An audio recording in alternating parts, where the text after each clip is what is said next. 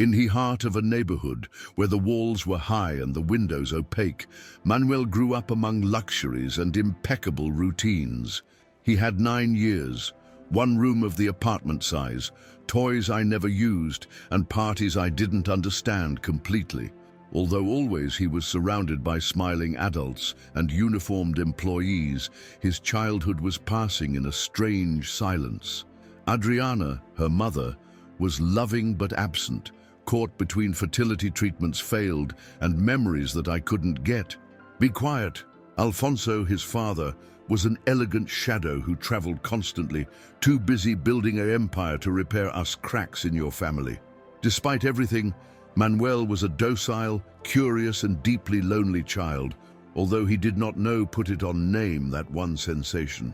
The day of his 10th birthday, the mansion was filled with golden balloons, candy tables, and photographers who kept asking for smiles. Tired of the flashes and the adults he didn't know, Manuel escaped through the door rear and walked toward the gate of the garden. On the other side of the street, a child it watched from the shadow of a tree. I had the torn clothes, the hair tangled, and an expression between fear and astonishment. But what most impacted was another thing, that one child was identical to him. Same face, same height, same age. It was like looking at each other in a broken mirror. For a moment he thought he was dreaming, but the other child blinked, stepped back. He passed by and muttered his name, Manuel.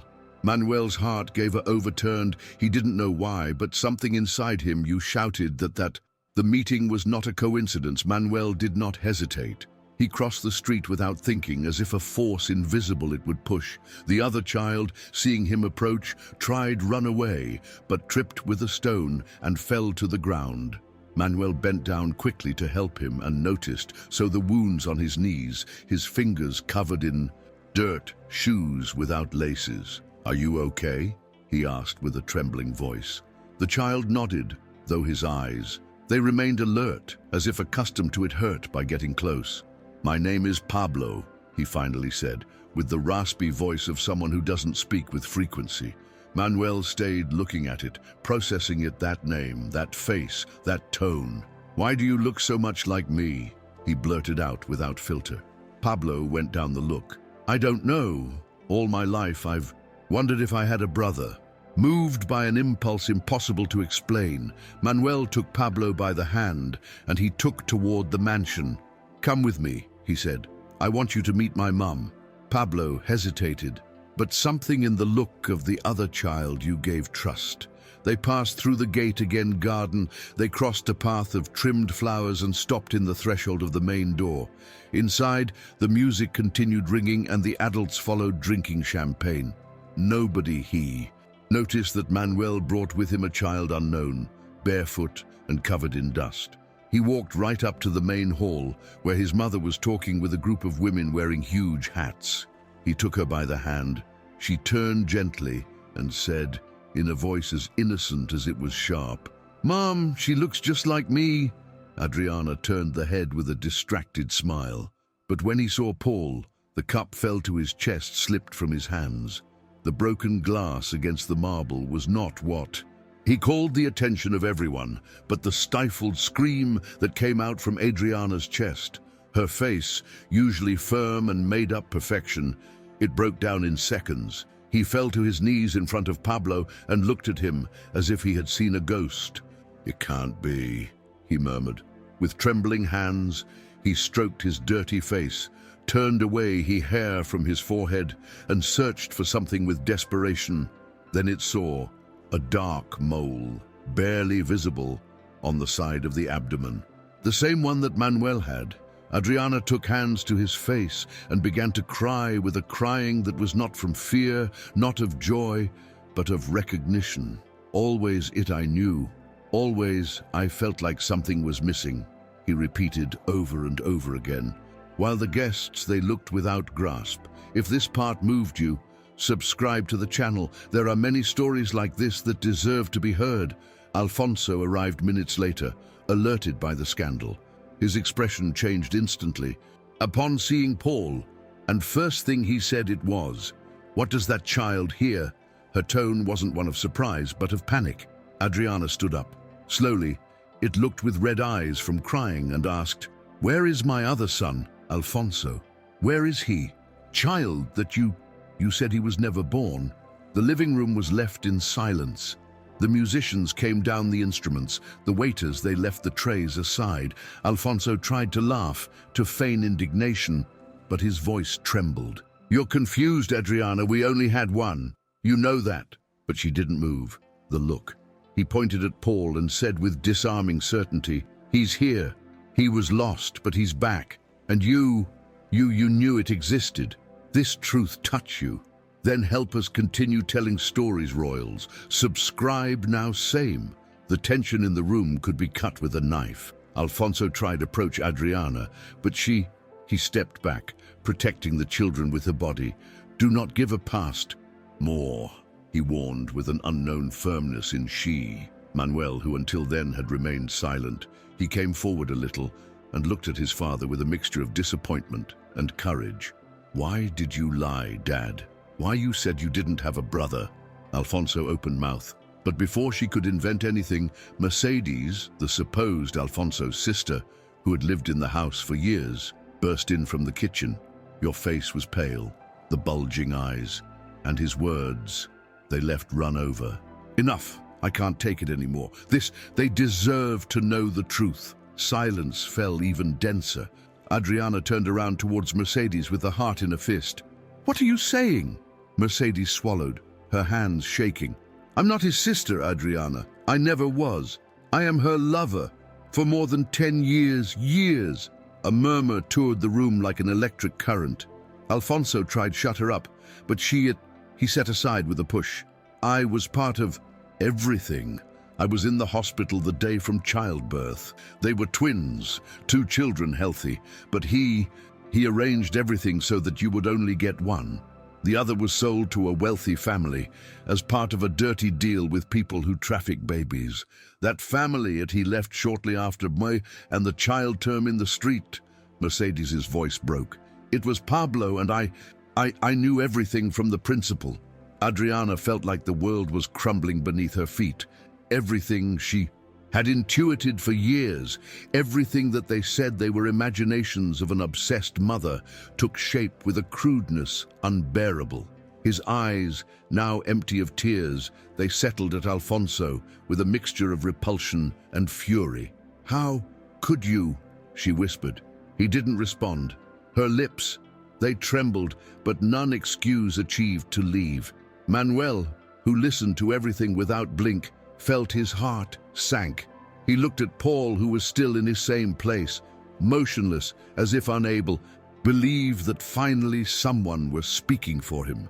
Adriana bent down again and hugged the child with strength. "Forgive me, my love. I didn't know. I didn't find you before," she murmured between sobs, while Pablo slowly leaned the head on his shoulder for the first time in his life. But not everything ended there. Mariana, the Manuel's best friend, had been recording silent from the moment Mercedes began to speak. At just 9 years, I understood that something serious was happening. Passing and keeping evidence could be important. When Alfonso tried to drag Mercedes out of the living room, Mariana ran toward the door and shouted, "Now I called the police." The adults stayed paralyzed. Alfonso paled. He tried smile, deny everything as it is. There was done so many times, but the recordings were there. Mercedes, through tears, nodded. I said, "Everything. It's all recorded."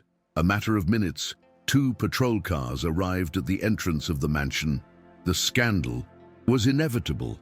The police, they entered with caution and, after listening to part of the story, they arrested Alfonso and Mercedes for trafficking minors, document forgery, and abuse of power.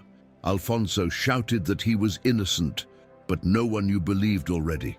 While the police took Alfonso away in handcuffs, with the tie out of place and with a blank stare, Adriana held her children to her chest as if she was afraid someone would come to take them away. Manuel did not let go Pablo's hand, and for the first time since he met, the child of the street allowed it. They will hug without resist. Outside, the neighbors. They began to murmur, leaning out of the windows, surprised by the commotion in a house that always had seemed so perfect. The facade of the businessman specimen had fallen, revealing the rot that hid below. Inside the mansion, Adriana asked all the guests to leave. The party. It was over, but for her, a much bigger fight had just begun. Major, rebuild your family with the true in the center. That same one night, after the house was left silently, Adriana led Pablo to the guest room. She prepared a bathroom hot, him gave clothes clean, and sat next to him while ate with voracity what was probably his first full meal in days.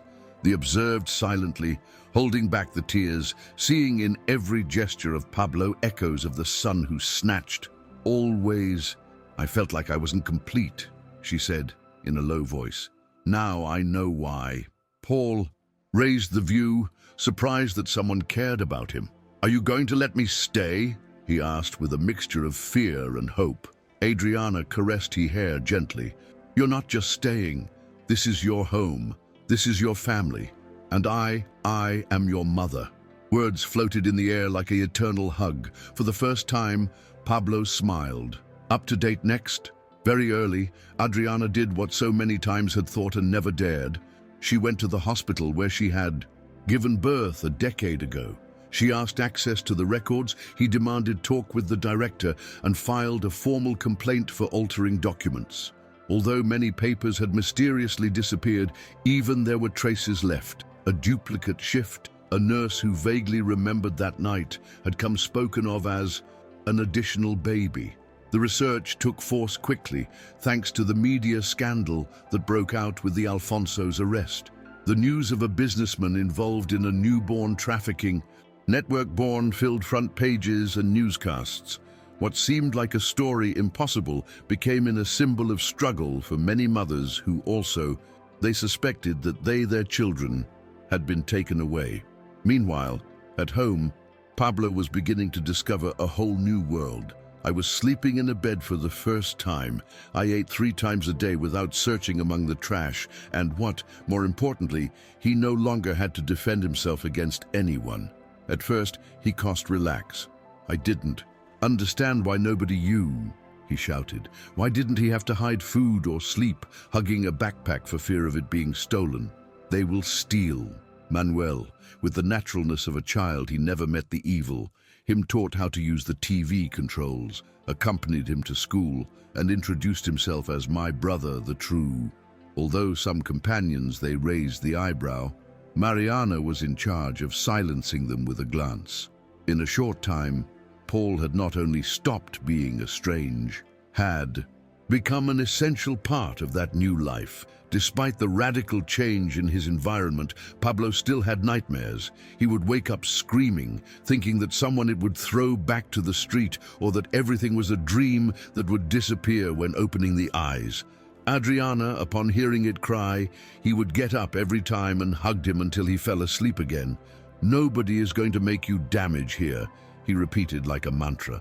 With the passage of the days, those fears began to fade. Pablo discovered that he could trust, that caresses didn't hurt, and that love wasn't always a trap. Manuel became their inseparable ally and even began to invent their own language with words, nonsense, and signs between them.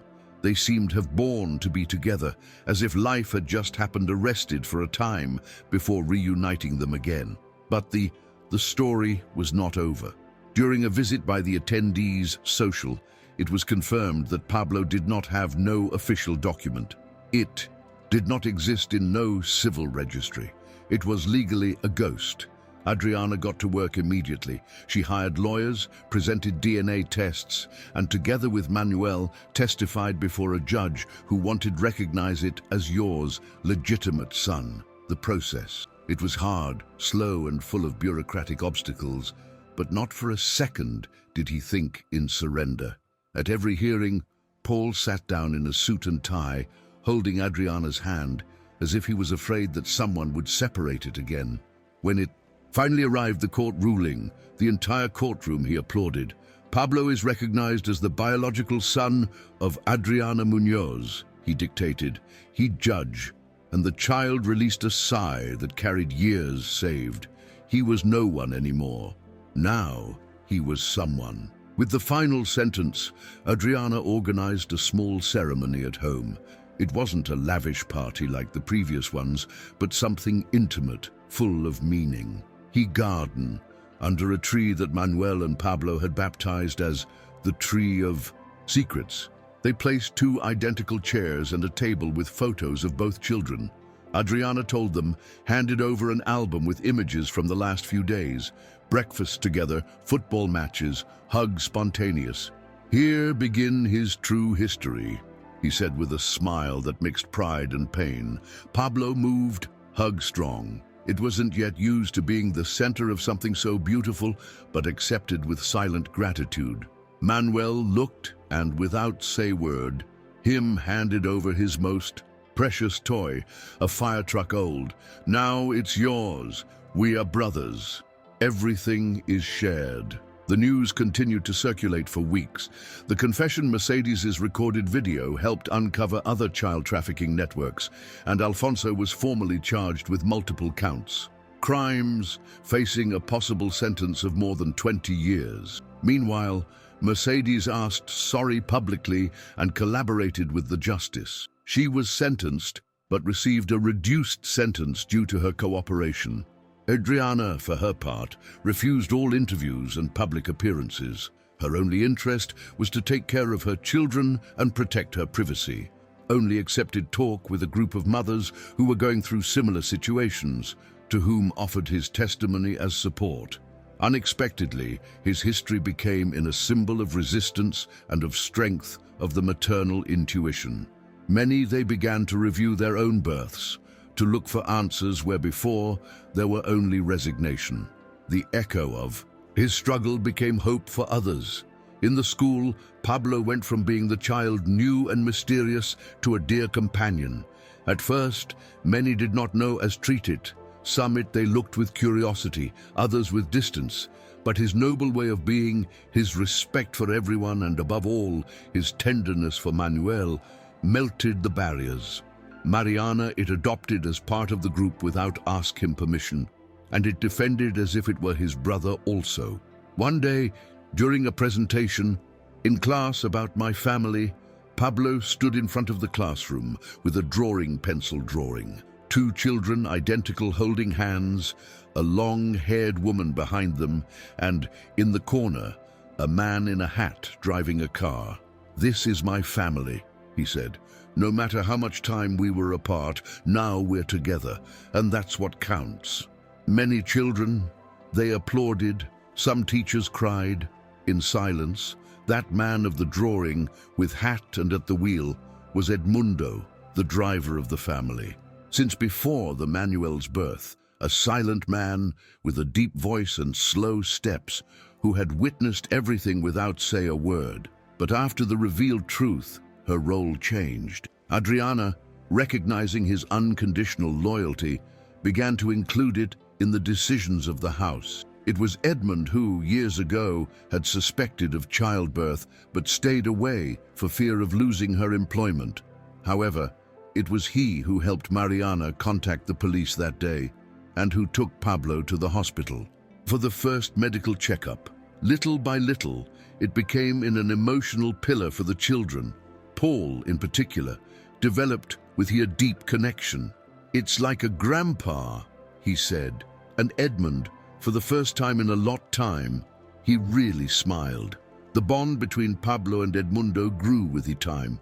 The driver taught to ride a bicycle, to fish in the lake of the country house, and repair small things of the home. For Paul, who had grown without a reliable adult figure, that stable presence was an unexpected gift. And for Edmundo, who had never started a family own, Pablo was an opportunity, late, emotional redemption. The afternoons were filled with stories told under the shade of the trees, of advice given without emergencies, of comfortable silences that were not needed explanations.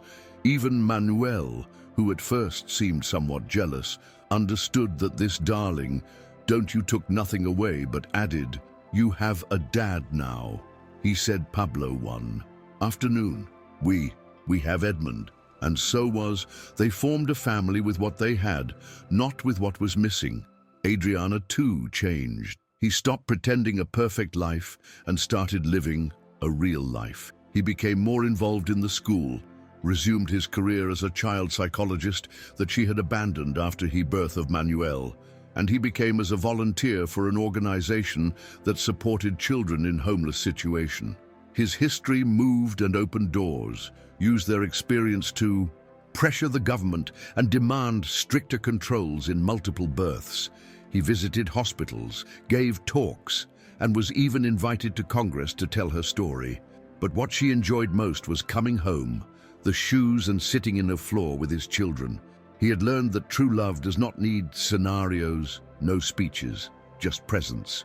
On more than one occasion, looking at Pablo asleep in the sofa, murmured, "Thank you for coming back to me. Thank you for not giving up." One day, while they were checking a box in the attic of the house, Manuel and Pablo found a photo that changed everything again. It was a wrinkled image in black and white of two swaddled babies in identical blankets. In the back, in cursive, read, "My double sons, Adriana." Manuel went down in a hurry with the photo in the hand, and when Adriana saw, stayed without words. "I didn't remember having saved that image, but see it. It was like receiving a message of the past." The tears returned, but this time they were of consolation. "I knew always, even when everyone told me I was crazy, my body I knew." Pablo approached and hugged in silence. That photo not only confirmed what DNA already there was said, it was the physical proof that their bond had existed from day one, even before opening the eyes on the world. Since then discovery, the siblings they decided do a school project on the lost stories of the childhood. With help from Mariana and others colleagues, interviewed adults who had been adopted, people who had grown in orphanages, and mothers who still were looking for their children. The project grew so much that it was presented at a regional fair where it obtained first place. Adriana looked from the front row with a mixture of pride and amazement. They had transformed their pain into something useful, into a tool of conscience. Paul spoke with security in front of the public, something that never would have imagined in his early days in the mansion. "We all have right to know where we come," he said in his presentation, "and we all deserve a second chance." The audience he applauded standing up, and Pablo, for the first time, felt complete.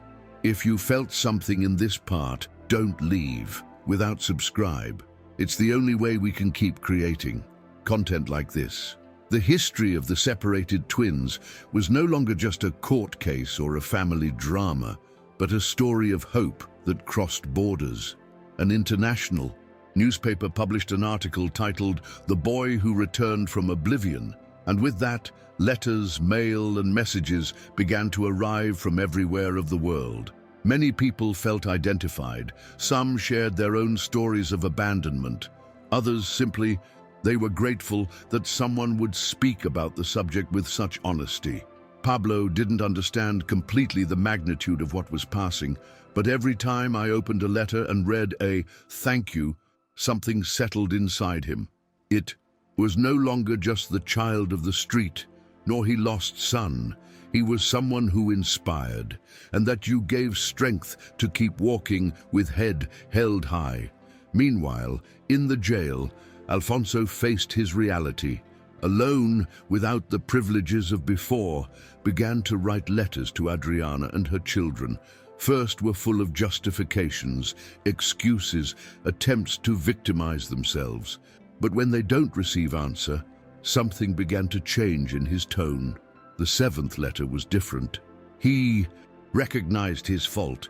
He spoke of the fear, of the ambition that there was driven to destroy what he was most supposed to protect. He said he dreamed with seeing their children, although from afar, and that he understood that perhaps that forgiveness would never come. Adriana read the letter in silence. She didn't feel pity, but rather a kind of peace. She had waited a long time for him to recognize the true. I didn't know if he ever would respond, but for the first time he didn't feel anger, Only relief, justice. It wasn't just legal anymore, it was emotional. Christmas arrived that year with a different air. For the first time, the house was filled with decorations that didn't look like they were straight out of a decorating magazine, but made with cardboard, glitter, and clippings from school magazines. Manuel and Pablo spent days integers creating figures for the tree, writing cards for everyone house staff, and even decorating the doghouse. Adriana decided not to. Travel, hold fancy events, or hire outside help.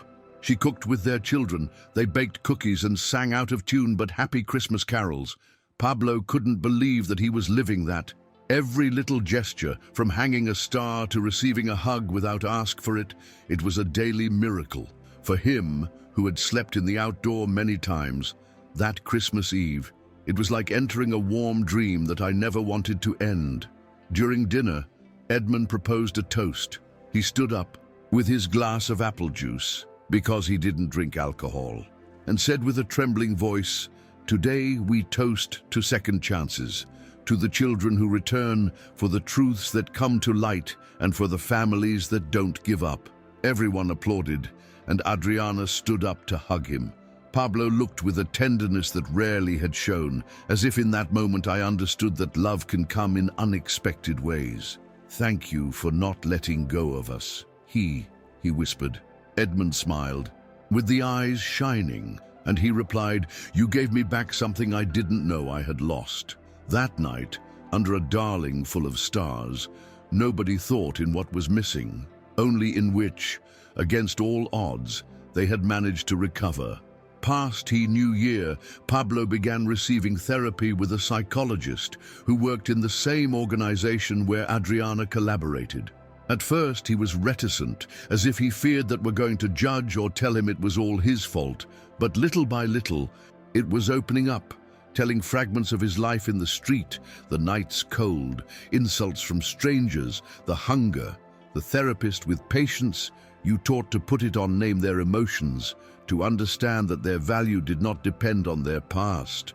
You survived when everything was pushing you to give up. That doesn't make you less, it makes you strong. Those words are given to him, were left recorded on Paul, like a silent mantra that he repeated when he fear threatened with returning. And in that internal reconstruction began to flourish a child new, one who laughed more often, that he was sleeping soundly, and that he was no longer hiding behind his brother. One afternoon, returning from the school, Pablo asked Adriana if could change her middle name. She, surprised, asked him to explain. Call me Pablo Edmundo," he said, with a shy smile. "For you and for him, because thanks to you am who am now," Adriana said, hug without contain the tears. Days then they started legal procedure, and when arrived the resolution, it celebrated with a small homemade cake. Edmundo didn't say anything at first. He looked at her for a long time as if he didn't know whether to laugh or cry. "Are you sure?" he asked. Paul nodded, with strength. "I was never so sure of nothing." That gesture was more than a name. It was a way of sealing the love that had transformed his life. From then on, everyone they called so, and he finally felt that he was complete. The impact of the new Paul's name went beyond the symbolic. In the school, the teachers, they started using Pablo Edmundo with naturalness, and some students, noticing the change, began to ask him questions. He did not avoid none. He told his history with honesty, without victimize oneself nor exaggerate. "I didn't have luck at first," he said, "but now I have everything I need." That way of speaking with such maturity, he woke up respect among his colleagues. Even those who previously they looked with distrust, now they greeted with admiration. Mariana, always at his side, said that Pablo had become a kind of silent hero. And Manuel, far from feeling overshadowed, showed himself proud. "My brother is incredible," he repeated to whoever I'd like listen to it. Between the two of them, they had created a relationship that went beyond of the blood bond. It was pure loyalty, born of the toughest test they could have faced. In the middle of the year, the school organized a short story contest. The theme was My Most Important Day. Pablo hesitated to participate, but Adriana did encouraged, right from the heart. He said, and that did. In his story, he narrated with details the day in which Manuel found in front of the tree, his arrival at the mansion, the fall of the crystal cup, the confession of Mercedes and the hug from his mother. Wrote everything with the innocence of whom still doesn't understand the magnitude of what was experienced, but yes, recognizes what you change life. His tale won the first place, and it was read in the General Assembly. When finished reading it, many eyes were wet. Pablo, sitting in the front row, said nothing. He just took Adriana's hand and the squeezed strong. I no longer needed say that he belonged. Everyone they knew, with he. As the months passed, Adriana decided to sell the mansion where everything was started. Not it did it out of pain, nor for fleeing of the past, but because he understood that that house had been built on false foundations. He sought a smaller, cozy home, with fewer rooms but more places to live in family. The new place had a spacious garden, a kitchen that invited sharing, and above all, an environment where the walls held no secrets. Manuel and Pablo helped with the excited moving, carrying boxes, selecting that take and what leave behind. Not this chair, Pablo said upon seeing one in Alfonso's office. That one doesn't have good memories. Adriana smiled, understanding that the child who was silent before now had a voice. In that new house, they began a different stage, without luxuries excessive, but with abundance of something never before had existed, peace. In his new neighborhood, nobody knew his history, and that them gave freedom. They could simply be a mother with 2 children and a man major who came every days to share the snack. Edmundo, although he was no longer the official driver, he continued being part of the family, helped with the garden. He said stories after dinner and took me to the park in his old but reliable car. Routine became light, real. Manuel continued standing out in the school, and Pablo discovered a passion for drawing, filled notebooks with portraits, family scenes, moments I wanted to save. One day, he drew a picture that left everyone silent. It was him, same as a child, in the street, giving the hand with the version. Current of itself same, smiling, well-dressed. At the foot of the drawing wrote, "Thank you for not giving up." It was his way to reconcile with his past. That drawing became in a familiar symbol.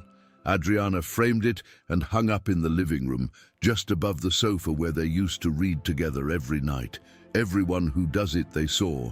They asked about its meaning, and Paul told them the history with tranquility, like someone had made peace with his history. Soon the image was also part of a brochure that the organization where Adriana worked began to distribute.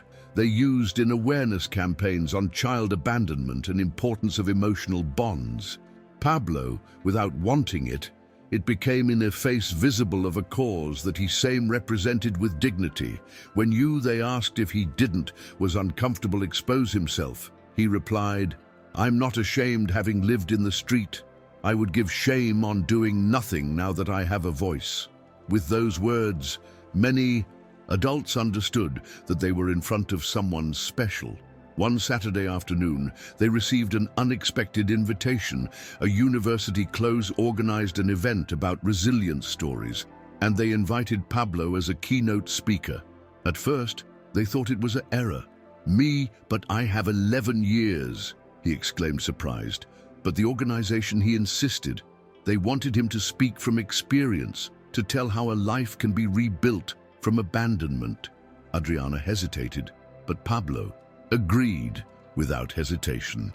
He prepared his speech with the help of her mother and Edmundo. She rehearsed in front of the mirror and wrote each word by hand. The day of the event, he went up on stage with his white shirt, the hair combed towards the side, and the heart beating like a drum. When began to speak in the audience, he remained silent. "I am not a miracle," he said. "I am the proof that when love finds his path, everything can change." The Paul's words ran through the room like a gentle but unstoppable wave. He spoke not from pity or sadness, but from hope. He told his history without embellishment. He described the hunger, the loneliness, but also the evening in which a mother embraced for the first time, the moment when his brother Yu offered his favorite toy, and the manner in which a silent man became in his father figure. When term his speech, the audience stood up. Some they cried openly, others simply they applauded without stopping. Pablo didn't understand completely the magnitude of what he had just done, but yes, felt that something important had happened. When getting off the stage, Adriana, it hugged with strength, and him. He whispered in his ear, "You changed lives today, son." And he, with a shy smile, replied, "Mine was the first." In the wake of the event, they began to arrive new opportunities. A children's publishing house proposed convert his history in an illustrated book, and several social programs invited to the family to participate in prevention campaigns. But Adriana was clear. She did not want to exploit the history of his children. He agreed to collaborate, yes, but always under conditions of respect, privacy, and an educational focus. Pablo also put limits. "I don't want to be famous," he once said. "I just want others to children don't go through what I did. I passed by." Thus his story did not become in spectacle, but in tool. In the schools where reading was practiced, his story, and the teachers noticed a change in the students, more empathy, more questions, less prejudice. Pablo, without loving him, had lit a light in spaces where before there was only indifference, and that was all I needed to move on, with feet in the land and the heart open. In one of those schools where they shared his story, a girl approached Paul at the end of a talk. He was about 8 years, the hair very short and the big eyes, full of fear. He handed her a crumpled paper and came out in a hurry without say word. Paul, it opened carefully and read, "Me too, I lived in the street, but nobody you know. I have fear that if it's story, leave me alone." That night, Pablo couldn't sleep. The next day, he asked to return to that school together with Adriana and talk with the address. The girl was located and was found to be living in a situation of covert abandonment. Thanks to Pablo's courage, and his own courage was activated a protection protocol and was relocated with a foster family. When they said goodbye, it hugged strong, and him. He said, "Thank you for telling your story. You gave me permission to tell the mine." That was the moment when Adriana understood that everything she had experienced had a bigger purpose. It wasn't just a family reconstructed, it was a chain of transformation that followed growing up. He decided create, together with other parents, a foundation called Living Roots, dedicated to searching for missing children, supporting adoptive families, and providing therapy to minors in homeless situation. Pablo and Manuel participated from the home, painting murals in the headquarters, collecting books and accompanying activities. Even Edmundo offered basic carpentry workshops for the program's teens. What began as a tragedy had become a network of support, love, and concrete action. Pablo used to say, "I can change everything bad in the world, but I can help some not to live alone." And at every step, he showed that he spoke in serious. One day, while they cleaned the deposit of the foundation, Pablo found a forgotten box of old documents. There were newspaper clippings, records of missing children, and even letters from mothers searching for their children. As he looked through one of them, he noticed a name that looked familiar. Lucia Carreño. There was heard before. He looked for in the files digital and discovered that this woman had reported the disappearance of his son in the same hospital where he there was born. Moved by the intuition, they showed the letter to Adriana and decided to contact the woman. When they met, Lucia tearfully told that she had said that his son there was born dead, but never saw his body, neither signed, no document.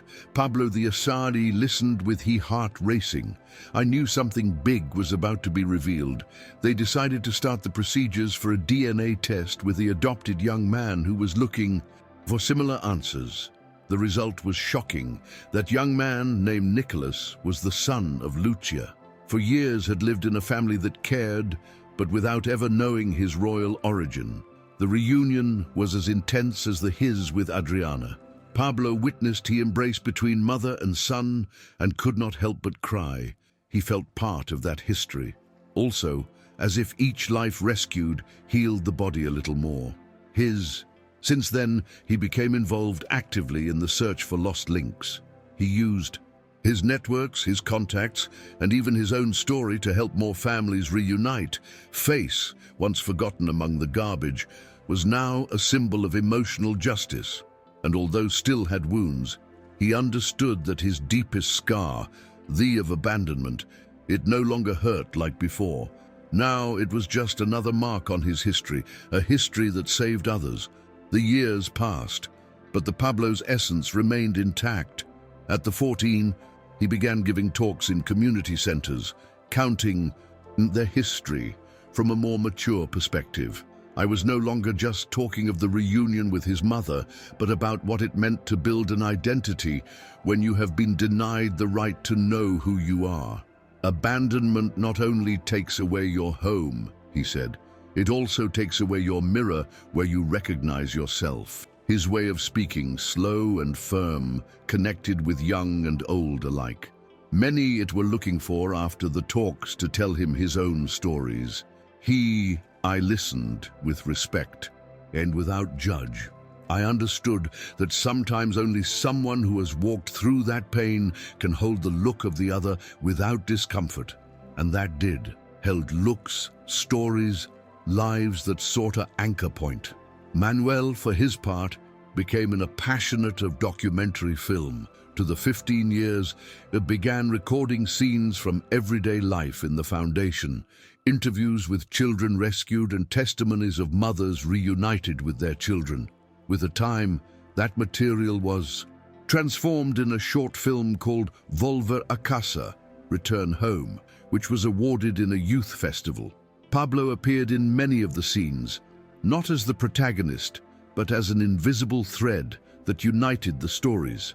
In one of the more powerful sequences, it is I saw walking along the street where Manuel found years ago, looking at the sky with the serene eyes.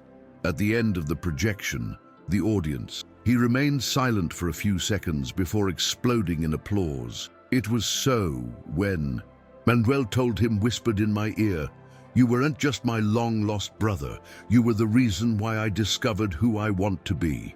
Inspired by the impact of the short film, Manuel and Pablo began visiting schools and cultural centers together. One spoke from the experience, the another from the camera. They complemented each other as if their souls had been designed to meet. In each encounter, they shared not only their history, but concrete tools to help those who were going through similar situations. Adriana them accompanied when I could, sitting in the audience with her heart full of pride. Sometimes Edmund too I was going, although I preferred stay in the back row watching silently. On one occasion, at the end of a presentation, a girl raised his hand and asked why they help so much otherwise if already well, Paul replied without doubt, because there was a time that no one helped me, and I know how that hurts. I don't want anyone else to feel that way. As they grew up, the siblings, they took different paths but always intertwined. Paul leaned towards the social work, studied psychology with specialization in childhood trauma, and became in one of the coordinators' main members of Races Vivas. Manuel, for his part, joined the university to study film, with a scholarship obtained thanks to its short film. They lived in different cities, but they all spoke days. They shared ideas, projects, and memories. Every year, in the date they met, they returned to the tree of the old neighborhood where it all began. It was no longer as leafy, but it was still there. They sat under its shade and remembered as a coincidence, or perhaps an inevitable destiny, they had joined together forever. "We never stopped being one," Manuel said, and Pablo nodded, knowing that even though the world they had separated once, they had chosen to meet again all the days.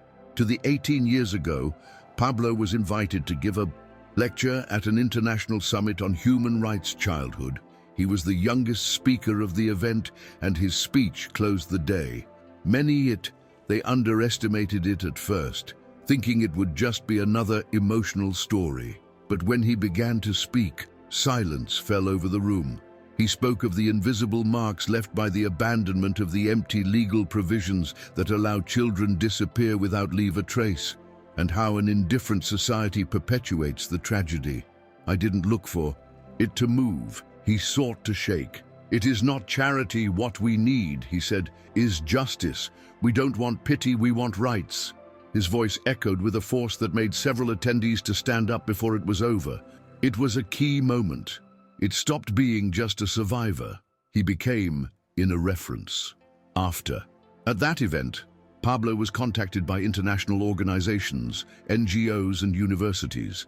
They offered him scholarships, honorary positions, and even proposals to write an autobiographical book. He accepted some things, he rejected others. Always, he said, "I don't want to lose my purpose among the applause." He continued living with simplicity, using public transport, eating in the dining room of the foundation, and sharing their afternoons with children newly rescued. He didn't think of himself as any different from them, just someone who had had an opportunity and had decided not to waste it. Adriana looked, and sometimes still filled the eyes filled with tears. "I gave birth twice," she said, "once in the hospital and another he day you came home." That phrase became in he closing of many interviews. It was his way of saying that the motherhood not always begin with a birth, sometimes begin with a reunion. Manuel, for his part, finished his studies with honors and began producing a documentary series titled Childhood Stolen. The project was funded by an organization European and filmed in different Latin American countries. Its focus was clear: to give a voice to those who had never had one. Paul appeared in the first episode, not as the protagonist, but as a background narrator. His testimony opened the series and marked the tone of the rest. The program was a success, awarded in festivals and broadcast on streaming platforms. Manuel, however, avoided fame. "I just aim the camera," he said. "True stories, that they bring them." On every trip, I found faces that they remembered Pablo. Children who, despite everything, continued resisting. His mission was to make them visible, to capture the true without filters, and it toward with respect, with a commitment that it became unique. One day, while we're reviewing material for a new episode, Manuel found a scene that did stop. It was a hairboy scrambled Ethan walking alone for a garbage dump in the outskirts of Lima. Its expression was identical to the one Paul had in that first photo in the mansion, a mixture of distrust and hope. He called his brother immediately. "You have to see this." Paul looked silently. "That was me," he said after a while. "Not on the outside, but on the inside." They decided to include that scene in he closing from the episode, along with a message direct: all the children deserve to be found. The phrase, spoken by Pablo in a firm voice, went viral. The networks were filled with messages, complaints, requests for help, and although it was overwhelming, they did not stop. They knew that as long as there was one forgotten child, his work was not complete. Subscribe to the channel if you think none childhood must be forgotten.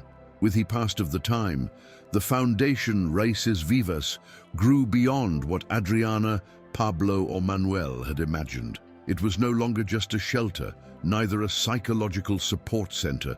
It became in a network with presence in several cities, with interdisciplinary teams, training programs, Volunteers International, and a school-own. The new house where they had started their new life was transformed in the main headquarters. There, every corner told a story. The dining room with the Pablo's drawings, the music room donated by an artist who met on television, the tree in he yard rear, where the children hung anonymous messages with their dreams written on paper. The energy of the place was different. It was a space built with wounded, but full of purpose.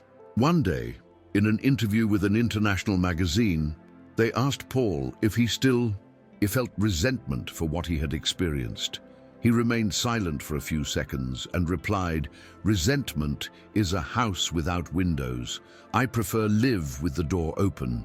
That phrase was replicated in hundreds of publications. But beyond of the media impact, for Pablo, it was an intimate truth. There was forgiven, not because what they did out justifiable, but because he decided not to charge with that weight.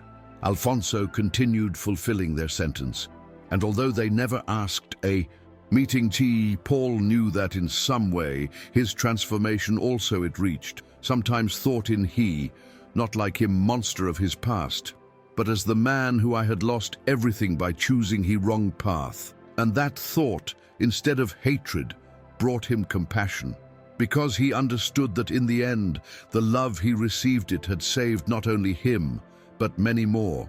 Adriana, now with visible grey hair and a serenity that only gives the years lived intensely, decided write a book. It wasn't an autobiography, but an open letter to the mothers of the world. It was titled, "I Swear I Would Recognize You," and it narrated your experience from the maternal instinct, from that pain invisible that I had felt for years without being able to explain it. The book became an unexpected success. It was translated into several languages and used as study material in psychology and social work courses. In her pages, Adriana didn't talk about revenge, nor of punitive justice.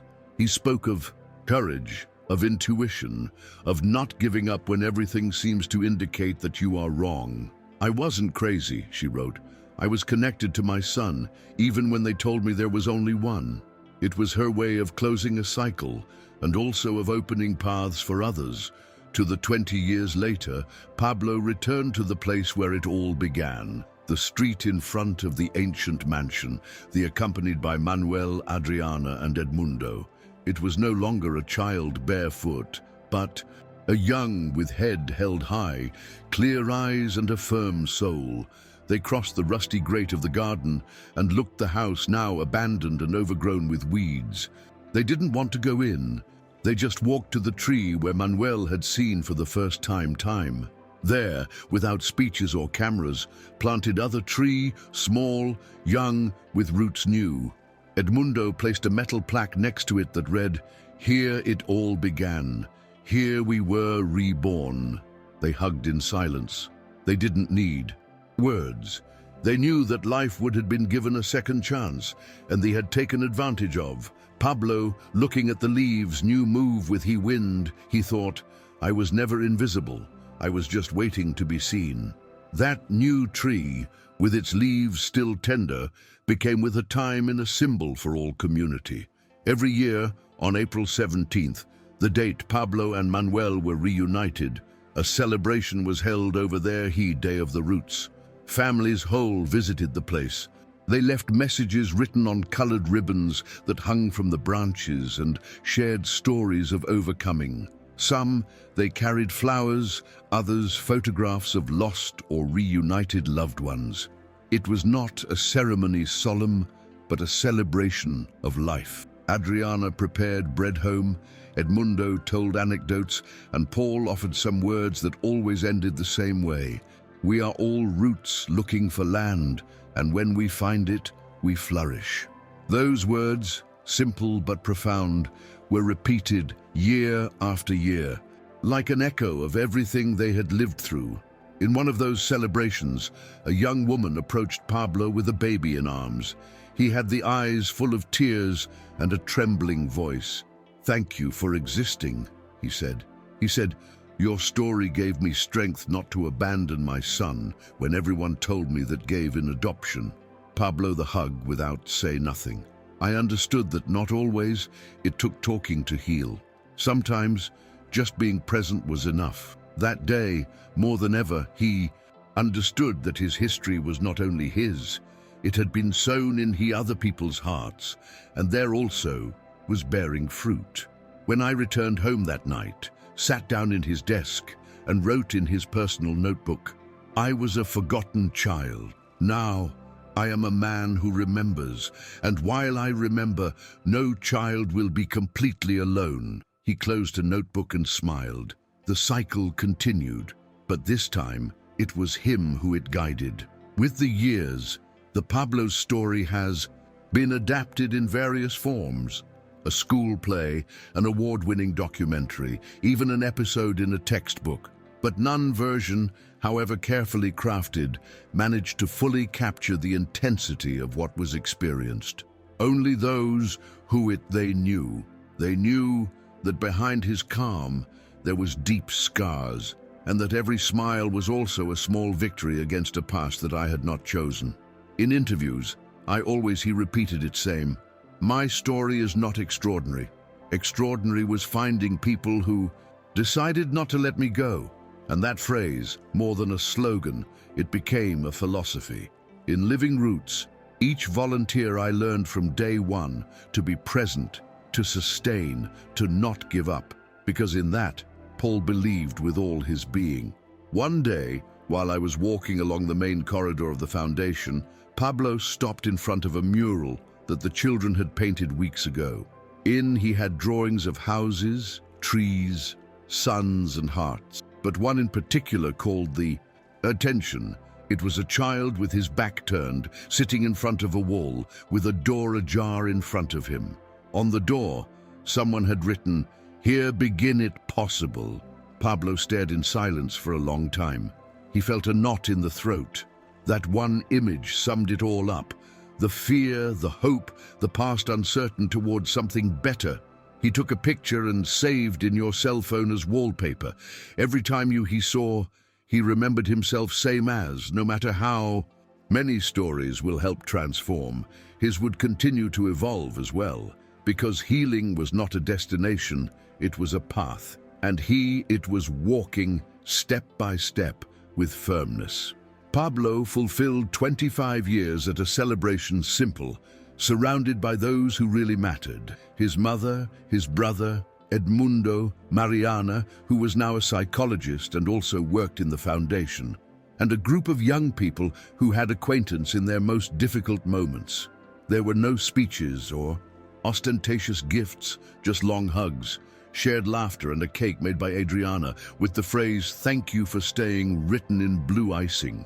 When blown the candles, Paul did not ask for wishes, just closed the eyes and thanked for having been found, for not having given up, for having transformed abandonment into hug, the absence in presence and the pain in question.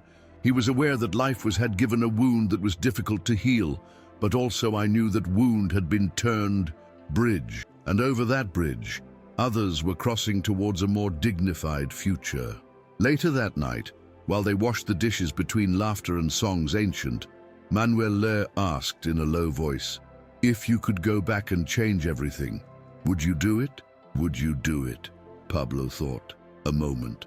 "I don't know," he replied. "I would have liked not to pass hunger, not sleeping in the street.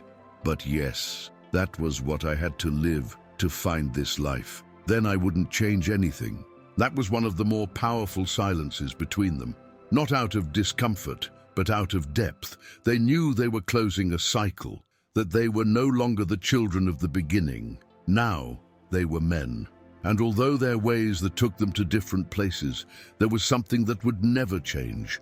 The day in which they first met would continue being ground zero of their stories. The day in which life, capricious and fair, he recalled that the blood ties aren't broken. They're just lost, and sometimes they're found again. A few months later, Pablo was invited to participate in a national committee on childhood and adolescence. He was the youngest among lawyers, judges, politicians, and psychologists. They looked with skepticism, as if they doubted their ability for not having a resume full of titles. But it only took him speaking once for the atmosphere to change. His way of expressing the ideas, of narrating from experience without losing. The technical focus disarmed any prejudice. He proposed a law to ensure follow-up post-adoption mandatory in all cases, and their intervention was so forceful that several legislators, they supported it immediately. When it was approved months later, he didn't want to be the center of attention. He just said, "This isn't mine. It belongs to every child who was forgotten and needs the system to look at them." eyes. It was a silent but powerful victory. At home, Adriana continued being your safe place. Although he already lived alone, visited every week, and on Sundays they continued being sacred. They cooked together, watched old movies, and talked about everything. Sometimes they remembered difficult times, but they no longer hurt as they had before. They were part of a history that had been overcome, though not forgotten. Edmundo, slower but just as present, always had a advice-wise or a timely laugh. Manuel continued traveling with his documentaries, but every time he returned, the four met as in the old people times. That nucleus which had born in half from chaos, there was stood firm by choice, not by obligation. And that was what towards strong. Pablo it knew.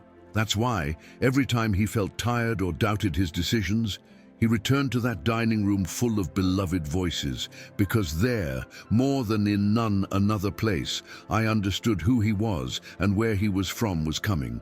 You've made it this far. That means this story mattered. To you, subscribe, comment, and share to spread the word. Even further, during a conference in south of the country, Pablo met Lucia, a social worker who had followed his history since the first reports. She also had his own history.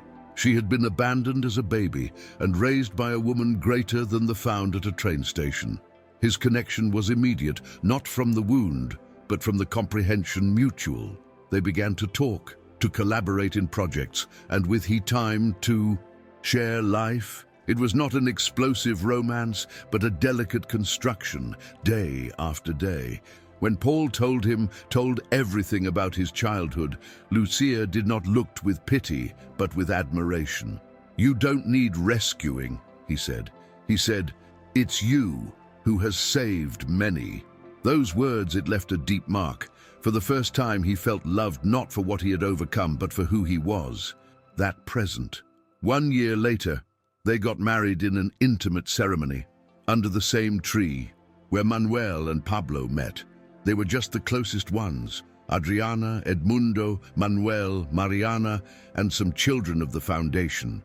There were no formal suits, neither professional photographers, only wildflowers, soft music, and an air of peace that enveloped everything. Adriana handed Pablo a ring that belonged to his grandmother, and Edmund was who the blessed with a few simple and honest words. You are the proof that true love does not rescue, it recognizes. That phrase remained recorded in all. At the end of the day, while they collected the chairs and kept the decorations, Pablo looked at Lucia and thought, I don't know if destiny exists, but I know that everything brought me here. And in that moment, he knew it didn't matter whatever came. He no longer walked alone. With Lucia by his side, Pablo found a new balance, continued his work in Living Roots, but now shared also a different vision of family. Together, they adopted a 5-year-old girl called Alma, who had passed through 3 different homes without being able to settle down. The process was not easy, but Pablo understood like no one else. He knew from the first day that he couldn't promise him that everything would be perfect, but I did know that I would never be alone again. Alma, at first, seemed distant, as if waiting for everything to fall apart, but with her time, began to release small signs of trust. A drawing in the refrigerator, a hand held in silence, and I love you whispered before sleeping. Pablo, every time the eye looked, I felt that a wound was closing ancient. I was her too, she thought, and now had the opportunity to do what others did not do for him. In his first official visit to the foundation as a family, Alma ran through the hallways as if always would have been there. Mariana showed the library, Manuel taught how to use a camera small, and Adriana the hugged her like a granddaughter long awaited for years. Edmundo, already with his completely white hair, sat in his lap and him told invented stories while she ate. I listened with the eyes very open. Pablo watched everything from the distance, with the overflowing heart. It was not the scene that I would have imagined as a child, but yes, the one her soul needed. The girl who walked barefoot on the street, the sleeping child with fear of being forgotten, the young man who spoke before multitudes, they all lived inside him. But now, at that moment, he was just a father watching his daughter laugh, and that it was enough. The years following, they were calm, without scandals, neither viral news. Pablo and Lucia raised Alma with patience. Between daily routines, simple snacks, and many conversations in his garden, the girl grew up knowing that not everything in life was fair, but that always could choose that do with his story. "You are not what happened to you," Pablo repeated. "You are what you decide to do." With that, sometimes Alma wore drawings to the foundation, where others' children sat next to her coloring. No one knew it mattered where from each one came. There, only one counted the present. Pablo, already with some silver threads in his hair, continued working, but without the urgency of before. He had found a rhythm that allowed to be without get lost. And above all, he had understood that he didn't need to save the world. It was enough by not letting go of the hand of those who walked beside him. One rainy afternoon, Pablo received a handwritten letter. It had no sender, just a sentence in the cover. "Sorry." Upon opening it, he found a short message from Alfonso, written from the prison. He didn't ask for anything, he didn't justify anything.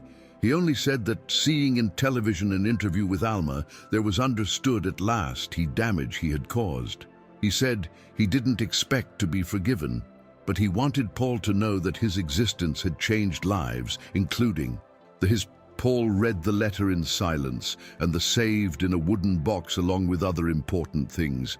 He didn't feel hate, nor no relief, no sadness, just a deep stillness.